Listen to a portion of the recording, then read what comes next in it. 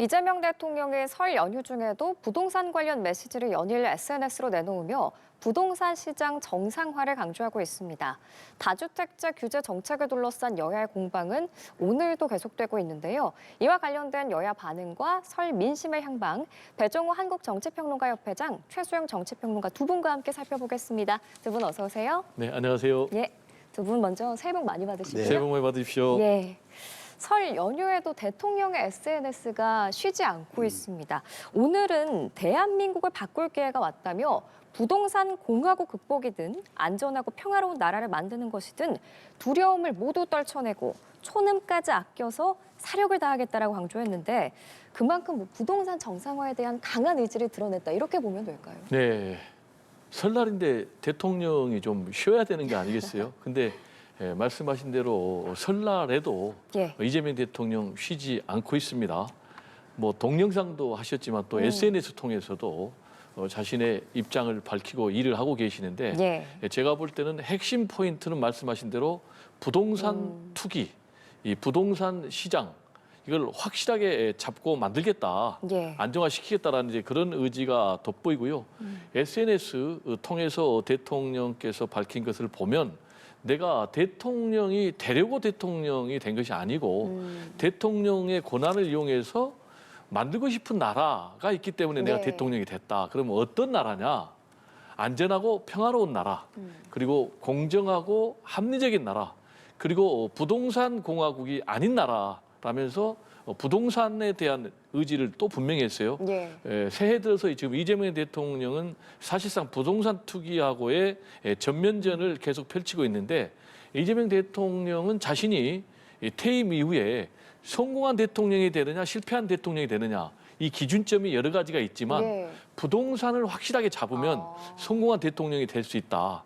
그리고 이 부동산은 심리가 8알이라는 말이 있습니다. 경제가 심리인데 특히 부동산은 심리가 8알이다. 그래서 대통령이 확실한 의지를 갖고 일관되게 밀어붙이면 도중에 왔다 갔다 하지 않으면 반드시 부동산 시장을 잡을 수 있다라는 그런 자신감이 있는 것 같고요. 지금 이제 시장의 반응을 보면 야, 이재명 대통령은 정말 끝까지 할 것 같다. 이런 인식들이 굉장히 많더라고요. 그래서 지금 뭐 부동산 매물도 나오고 수도권 중심으로 좀 부동산 시장이 안정화되는 그런 양상을 보이고 있는데 이재명 대통령이 계속해서 이런 일관된 정책 의지를 보인다면 부동산 시장이 좀 안정화되고 이재명 대통령도 부동산 시장을 안정화시키는 성공한 그런 대통령으로 평가받을 가능성이 높아지고 있는 것 아니냐 이렇게 생각이 듭니다. SNS 정치라고도 하는데 오늘 올라온 글은 어떻게 보셨어요?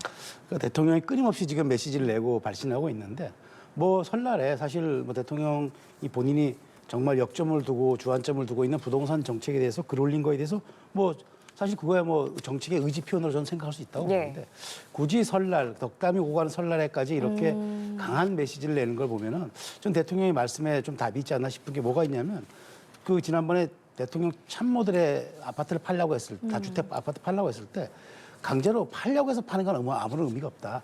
팔아서 내놓는 게 나한테 이익이라고 생각하면 그렇게 내놓는 게 맞다라고 얘기했는데 그러면 대통령 말씀이 이렇게 계속 반복되면 시장이 신뢰한다면 내놓겠죠.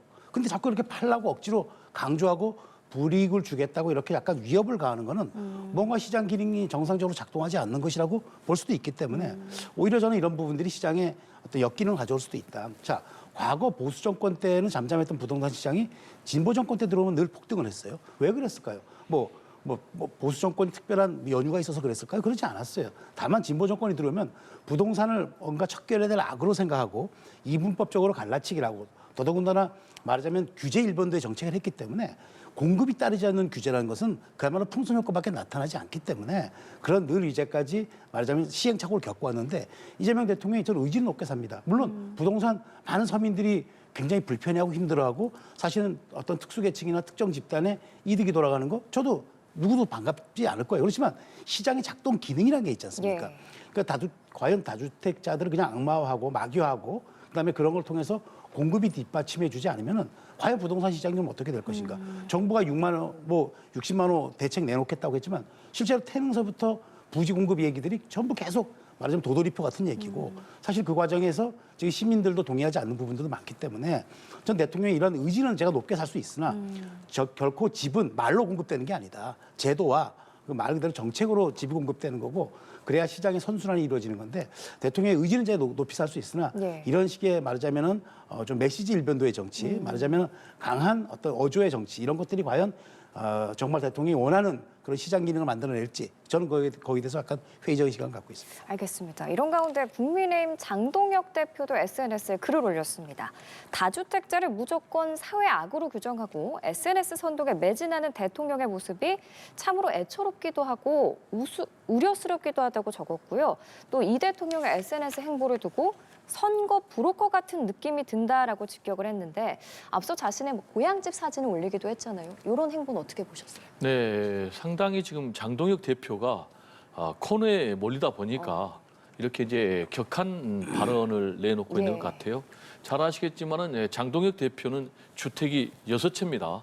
우리나라 이제 전체적으로 주택 보급률은 100%가 달하지만은 수도권에서는 이제 주택 보유자가 40%밖에 되지 않는 이런 현실에서 제1야당의 대표가 주택을 6채를 갖고 있다.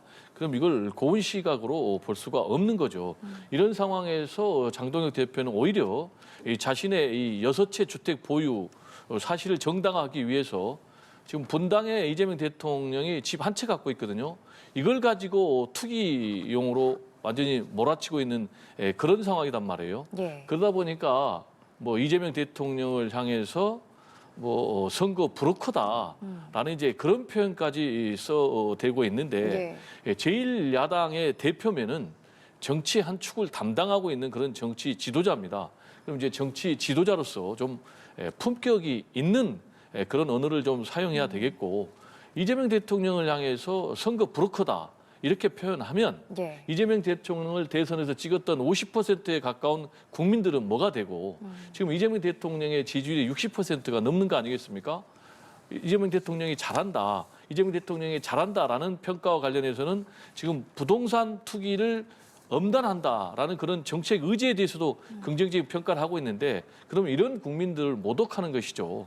그래서 저는 장동혁 대표가 노모 뭐 95살이라고 그래요. 그 노모 집을 가가지고 불효자는 웁니다라는 뭐 그런 말로 자신의 주택 보유 6채를 호도하고 있는데 저는 왜 제1야당의 대표가 주택이 6채가 있는지 그리고 뭐 이재명 대표가 노모의 집을 팔라고 한 건 아니에요. 자신이 필요하면 갖고 있는 것이고 필요하지 않으면 파는 것이다. 그런데 계속해서 다주택자를 옹호하는 부동산 투기 세력을 옹호하는 이런 발언을 하면 할수록 오히려 국민의힘은 또 그리고 장동혁 대표는 더 공공한 처지에 몰리게 될 것이다. 좀 이런 우려가 듭니다. 예, 조금 전에 언급해 주신 뭐 지지율에 대한 이야기는 저희가 잠시 후에 더 자세히 짚어보도록 하고 SNS에 워낙 많은 내용이 올라오다 보니까 저희가 뭐 그 단어 하나 어떤 의미를 가지는지 어떤 의도를 갖고 한 말인지 해석을 해볼 수밖에 없을 것 같은데 말씀 주신 것처럼 민주당은 국민의힘 장동혁 대표를 향해서 제1야당 대표로서 매너와 품격은 찾을 길이 없다 이렇게 비판하기도 했잖아요. 어떻게 들으셨어요? 그러니까 매너와 품격을 찾을 길이 없다고 했는데 장동혁 대표가 SNS에 글을 올리면서 정중하게 경어체도 쓰면서 질문 형식으로 한 거예요. 자, 한번 볼까요? 근데 장동혁 대표가 왜 이렇게 반응했겠습니까? 이재명 대통령이 먼저 장동혁 대표 6채나 주택 갖고 있는 다주택자가 아니냐 이렇게 먼저 공격을 했어요.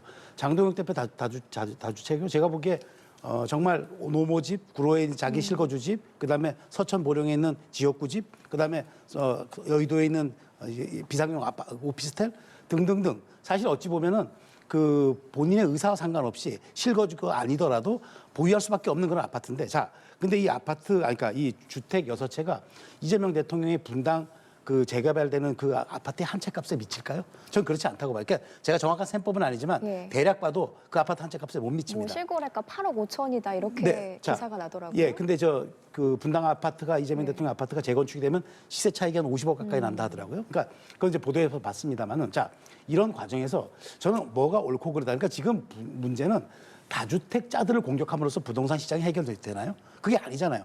다주택자라 하면 실제적으로 그 불로소득을 위해서 운영하는 다주택자들에 대해서는 세금이라든가 엄단해야 될 필요가 있지만 월세나 전세의 공급에 순기능을 하는 측면도 있기 때문에 우리가 시장이라는 건 양면을 봐줘야 되거든요. 근데 대통령이 이들을 마귀하고 악마화해서 뭘 얻느냐.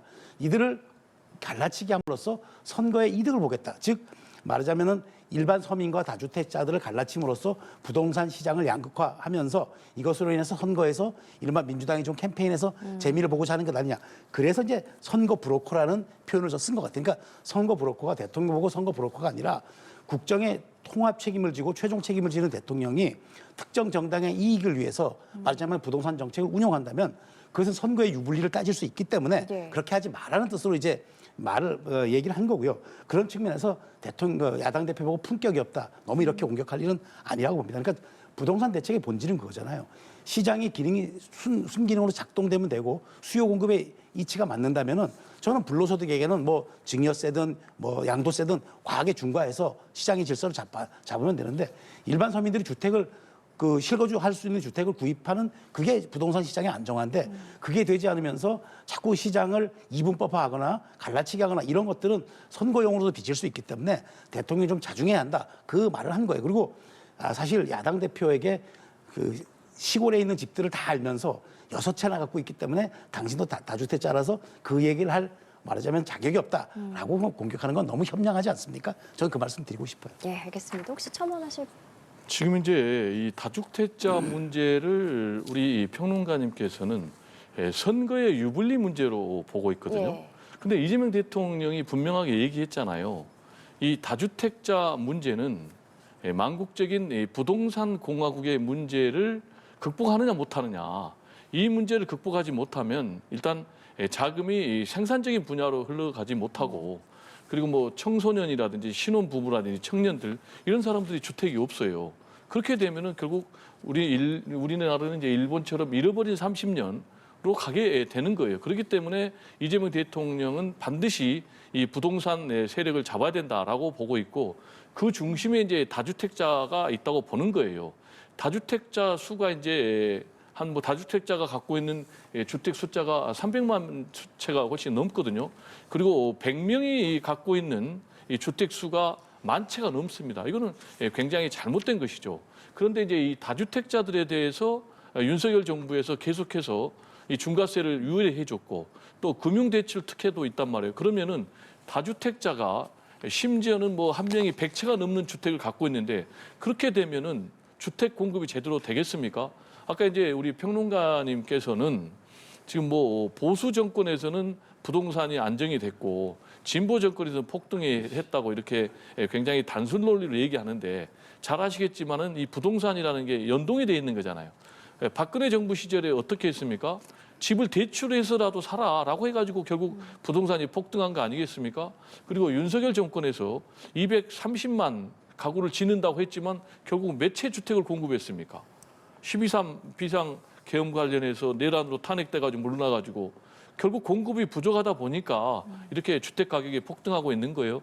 그래서 이제 이재명 대통령 같은 경우는 일단 다주택자를 압박을 해서 시장에 매물을 내놓게 해서 부동산 시장을 안정화시키고 동시에 또 부동산도 공급하겠다라는 그런 입장 아니겠어요? 그렇다면은 저는 제1야당도 이 부동산 시장 안정에 어떻게 여야가 따로 있느냐.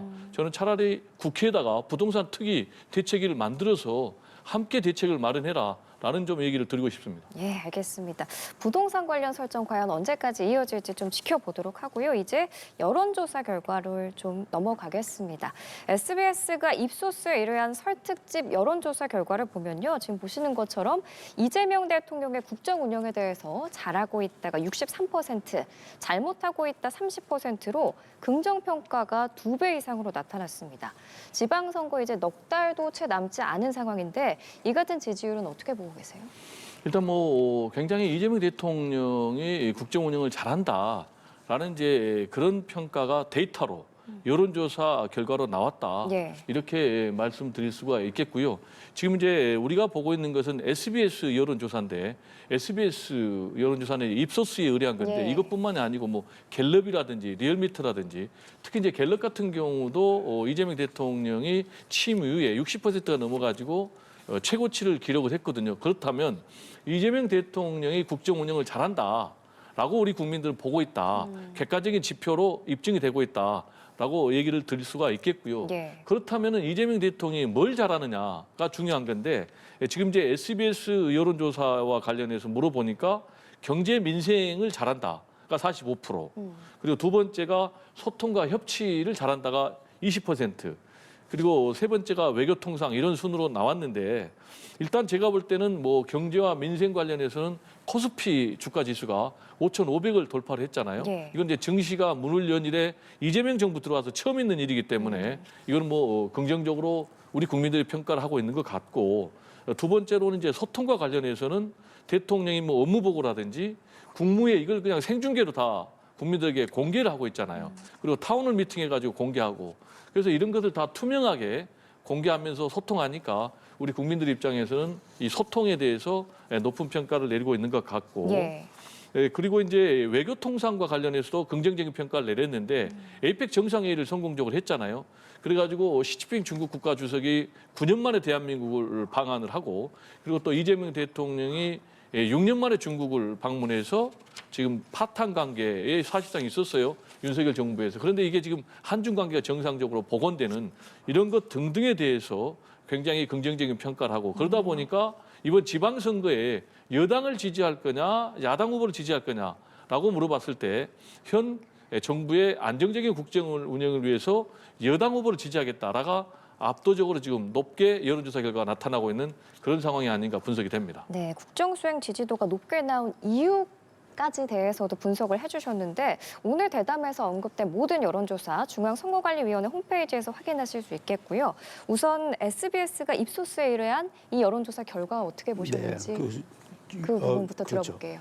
그러니까 63% 작은 숫자가 예. 아닙니다. 그러니까 대통령 국정 운영에 대해서 상당하게 이제 많은 국민들이 지지를 보내고 있다. 그러니까 대통령의 국정 지지율이 60% 6대 4라고 우리가 흔히 얘기하는 건 예. 안정적 운영이 되고 있다는 뜻인데, 중요한 건 이게 이제 총선 때는 이런 법칙이 있어요. 총선 때는 대통령 지지율 곱하기 3이 이제 그 당의 의석수에 수렴한다라는 법칙이 있는데 그게 맞아요. 그러니까 이를테면은 30% 국정 지지율이라면 이제 90석 정도를 얻는데 네. 지난해 이제 윤석열 대통령 지지율이 한 2년 전 30% 정도 됐죠. 근데 국민의힘이 108석을 얻었지 않았습니까? 비슷한 거고, 대통령 지지율이 40%면은 막 한 120석, 그다음에 50% 넣으면은 180석. 그러니까 이게 이제 거의 이렇게 올라가는 거죠. 근데 이건 총선에 이제 역할을 하는 거고, 지방선거를 앞두고는 이게 좀 다른 게 난데, 물론 이 숫자가 지금 4개월 정도 남은 숫자이기도 하고요. 그런데 네. 중요한 거는 지방선거라는 거는 일단 단위별 그다음에 지역별로 있기 때문에 인물 변수도 있고 등등해서 과연 대통령의 지지율이 그대로 연동되느냐 문제에 대해서는 조금 논란이 있을 수 있을 겁니다. 그런 측면에서 이재명 대통령이 지금 굉장히 안정적 운영을 하는 것에 대해서는 국민이 보이고 있지만, 실질적으로는 죄송합니다. 그 대통령 지지율과 또 민주당의 지지율이 이른바 연동되는 커플링 현상이 없고 예. 디커플링이 나타나는, 그 지금 말하자면 서로가 부조화 현상을 빚는 것도 있기 때문에 이 지지율 가지고 과연 지방선거까지 정부 여당이 압승할 것이다라고 보는 건 좀 이런 감이 있고요. 중요한 거는 현재 대통령의 국정 운영에 대해서 약간 국민들이 착시 효과가 있는 것 같아요. 그러니까 여당과 한 몸으로 보는 게 아니라 정부 따로 여당 따로 보는 그런 약간 착시를 보는 그런 과정이 있기 때문에 저는 이 부분이 계속 유지되고 지속되어서 지방선거 결과로까지 갈 것이다라고 보는 건 좀 이런 감이 있다고 봅니다. 예. 이거는 좀 분석이 객관적으로 전달이 돼야 될 것 같은데요. 그 이제 우리 평론가님께서는 이른바 커플링 현상이 반영되지 않고 디커플링, 예. 그러니까 탈동조 현상이 나타날 것이다라고 봤는데 그거는 맞지 않아요. 왜냐하면 이재명 대통령이 굉장히 잘하면 그게 후광 효과로 나타나는 거예요. 그래서 여당 후보가 도움을 받고 또 민주당이 도움을 받는 그런 것이 지금 지지율로 그대로 나타나고 있거든요. 이건 저의 주장이 아니고 데이터로 입증이 되고 있는 것입니다. 아까도 말씀드렸지만 SBS 여론조사입니다. 이재명 대통령이 이렇게 잘하다 보니까 그러면 이번 지방선거에 여당 후보를 찍을래가 53%, 그러면 야당 후보를 찍을 것이냐가 38%. 이렇게 차이가 나는 거예요. 이건 자체가 지금 커플링, 동조 현상이 나타나고 있는 것이고, 지금 최대 승부처가 서울하고 부산이거든요. 그러면 이제 서울을 보면 관록으로 보면 오세훈 현 서울시장이 이제 5선에 도전하는데 예. 지금 거기에 대항마로 민주당에서는 정원호 성동구청장인데 여기는 구청장을 3번 한 사람이에요. 그럼에도 불구하고 양자 대결하면은 정원호 구청장이 이기는 걸로 나오거든요.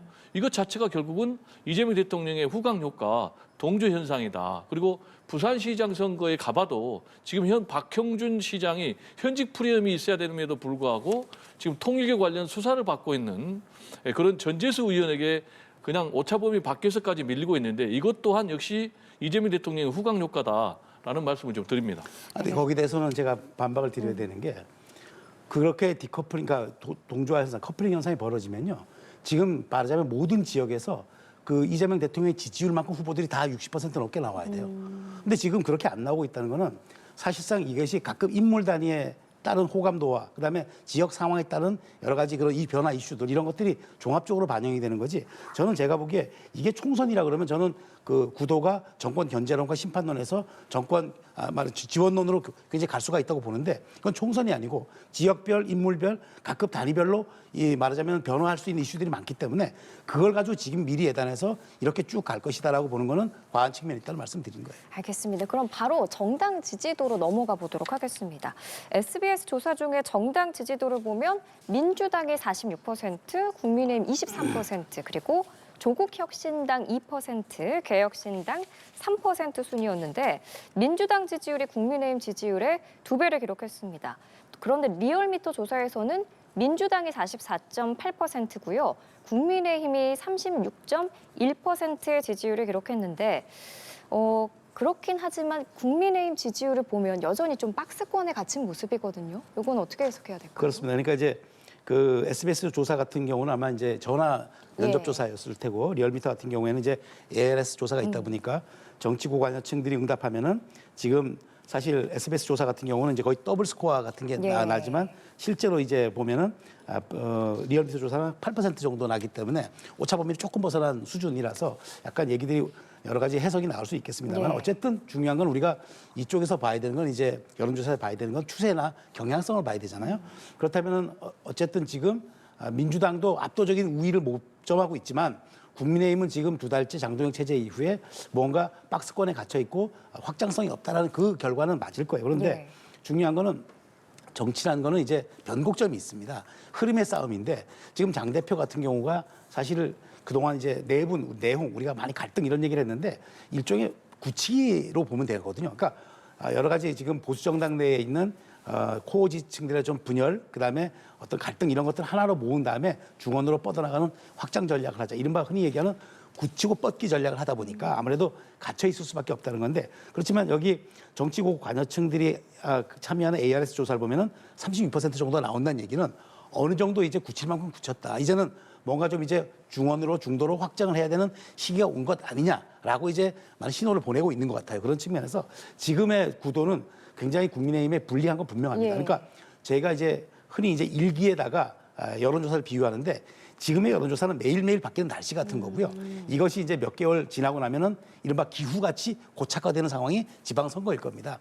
그래서 저는 이 데이터를 놓고 봤을 때 지금은 날씨가 변화무쌍하게 바뀌는 과정 속에서 국민의힘이 아직은 보완할 점이 많지만 장기적으로 봤을 때 어떤 기후를 형성할 것이냐. 이거는 지방선거 때 제가 아까 말씀드린 정권 지원이냐 정권 견제냐 그다음에 각급 단위 인물군의 우위도 여러 가지가 포함된 그런 선거 구도들이 있기 때문에 그런 것까지 보고 판단해야 되는데 지금으로 보기에는 국민의힘이 무언가 중원 확장이 필요해 보인다는 그 점은 분명해 보입니다. 그러면은 지방선거가 어느 정도 남아야지 말씀해 주신 그 기후가 형성되는 거예요? 저는 한 달 정도를 보고 있습니다. 지방선거 네, 한 달 그렇습니다. 전에? 그러니까 저는 5월 달 정도가 됐을 때 지금의 그 이 구도가 확실하게 우열을 예측하고 그다음에 승패를 가르는 그런 예측이 나오는 단계가 될 것이라고 생각합니다.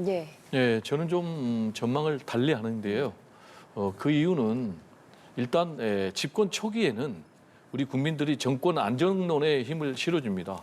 실제로 윤석열 전 대통령 집권 초반기에 지방선거가 있었는데 압승했고 문재인 대통령도 17개 광역 자치단체장 선거에서 14곳을 압승을 했습니다. 그러면 지금 상황도 역시 이재명 대통령 집권 초반기에 벌어지는 지방선거이기 때문에 아까 우리가 살펴본 여론조사에서 나타난 것처럼 정권 안정론에 예. 지금 우리 국민들은 힘을 실어주고 있고 두 번째로 이재명 대통령의 지지율이 갈수록 지금 높아지고 있어요. 그래서 이재명 대통령의 국정 운영에 대해서 긍정적인 평가를 하게 되면 그 효과가 그대로 지방선거 출마 후보자들에게 영향을 미친다. 그리고 세 번째로 이게 결정적으로 중요한 요인 중에 하나인데 앵커께서도 말씀하셨지만 지금 국민의힘은 20% 박스권에 갇혀 있어요. 그러면 20% 박스권에 국민의힘은 왜 갇혀 있느냐? 두 가지인데 하나는 윤호개인 세력을 지금 함께 가겠다는 거예요. 내란 수계로 지금 유죄가 확실시되고 있는 그런 윤석열 전 대통령과 절연하지 못하고 함께 가겠다라는 그런 모습을 보여주고 있는 것 하나. 그리고 정치는 선거는 뭉치면 살고 흩어지면 죽습니다. 근데 지금 완전히 친한동훈 또는 친장동혁 예. 두 세력이 두 동강이 내고 있잖아요. 그렇기 때문에 이 세 가지 이유 때문에 저는 지방선거에서 안타깝게도 국민의힘이 참패를 면하기는 어렵다.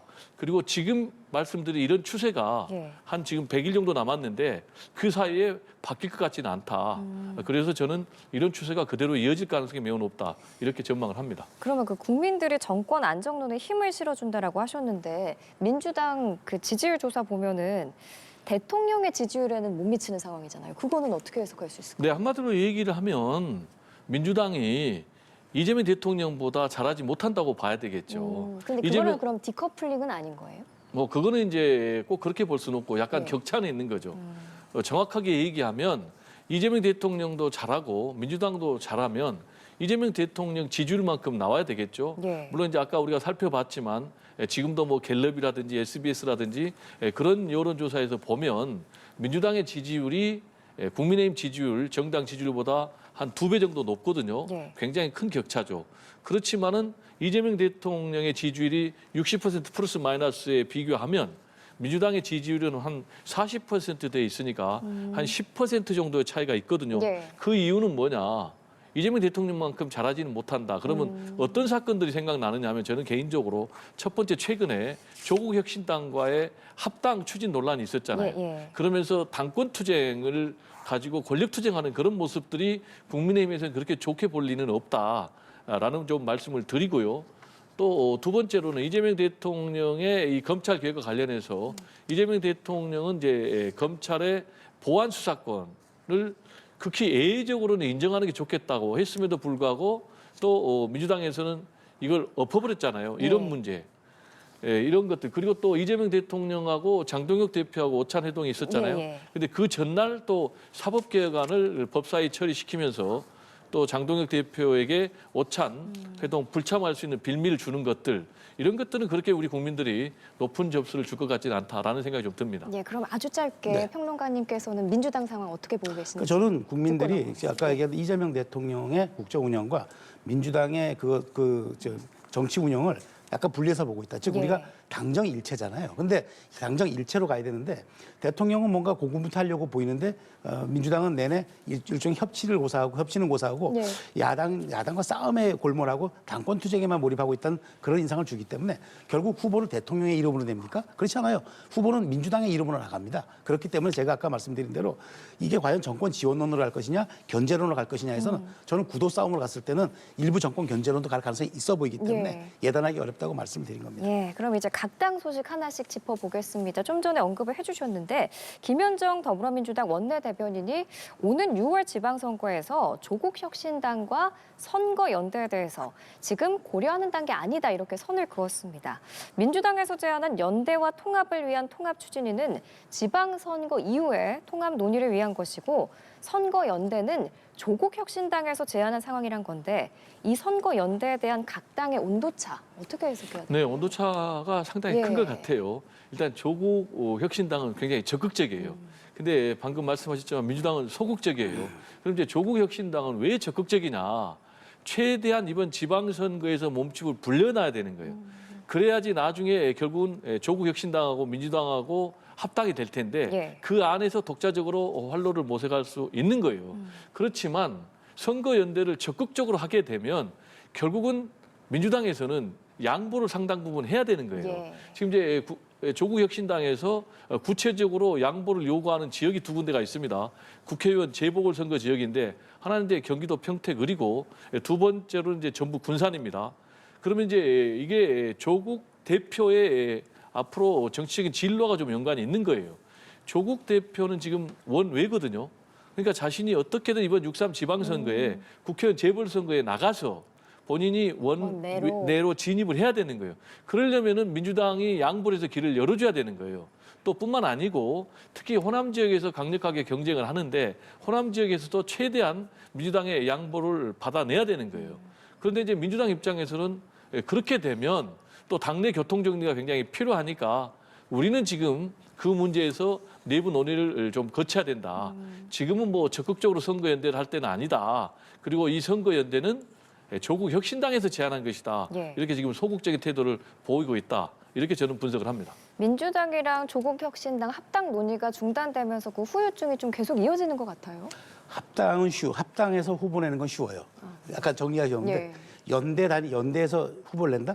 이거는 지역별 단위별로 다 이게 케이스가 다르기 때문에 훨씬 어렵죠. 훨씬 어렵죠. 고난도의 정치 이슈인데 저는 결국 이렇게 되면은 조국혁신당과 민주당은 겉으로는 연대를 얘기하지만 결국 호남을 둘러싸고 쟁투권을 벌일 수밖에 없을 것이다. 결국 이제 호남을 둘러싼 이제 적통성 경쟁과 그다음에 거기에 대해서 영향력을 이제 다투는 고려가 될 텐데 가장 중요한 건 결국 조국 대표가 어디로 출마하느냐일 거예요. 그러니까 조 대표의 출마가 정리가 되면은 다른 하부 단위의 것들은 정리가 자연스럽게 될 수 있을 겁니다. 결국 조국혁신당 입장에서는 조국 대표에게 다 이 합당 과정도 이름을 해놓은 이유가 조 대표의 거치가 가장 중요한 거고 나머지들은 사실상 어찌 보면 지방선거에서 그 각급 단위별 지역별로 좀 어려울 수 있기 때문에 네. 이것보다는 조 대표의 가장 우선적 거치가 지금 혁신당의 연대 최우선적인 사안이 아닌가 저는 그렇게 생각합니다. 예, 이제 마지막으로 국민의힘 상황도 짚어보겠습니다. 이른바 친한계 인사들에 대한 이단 징계를 듣고 국민의힘 내부 갈등이 이어지고 있는 건데요.